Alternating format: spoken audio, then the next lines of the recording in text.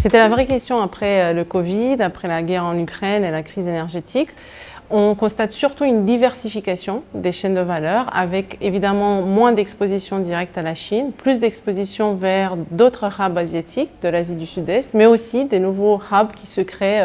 un petit peu plus en Europe, comme la Pologne ou la Hongrie, un petit peu en Amérique du Sud, comme le Mexique, un petit peu en Afrique du Nord, comme le Maroc. Donc c'est plutôt une diversification et surtout une diversification qui est menée par les entreprises américaines et un petit peu moins par les entreprises européennes qui, elles, sont plutôt dans une autre optique de renforcer un petit peu leur stock de précaution.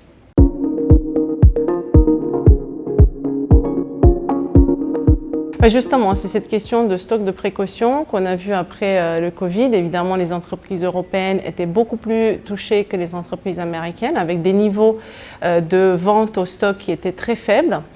qui depuis ont repris, puisqu'on a bien vu que c'était un problème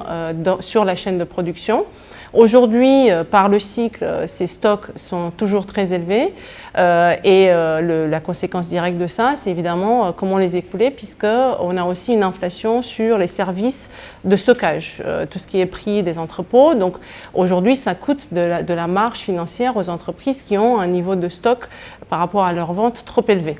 Donc évidemment, il y a toute une stratégie de diversification de marché ou de baisse de prix pour certains. Donc on commence à voir quelques tendances qui prennent le dessus désinflationnistes sur beaucoup de biens manufacturés en Europe et puis qui va relâcher un petit peu les tensions de pouvoir d'achat pour les consommateurs, encore une fois sur les biens manufacturés.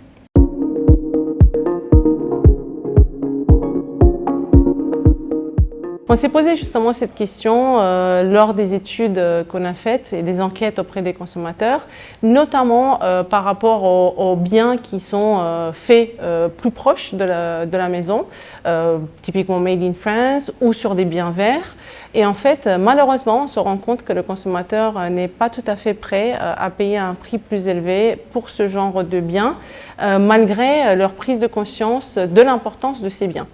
Probablement, c'est une question de temps et une question aussi cyclique, puisque en fait, on était dans une période de 2 ans inflationniste, de perte de pouvoir d'achat, qui est en train de se renverser avec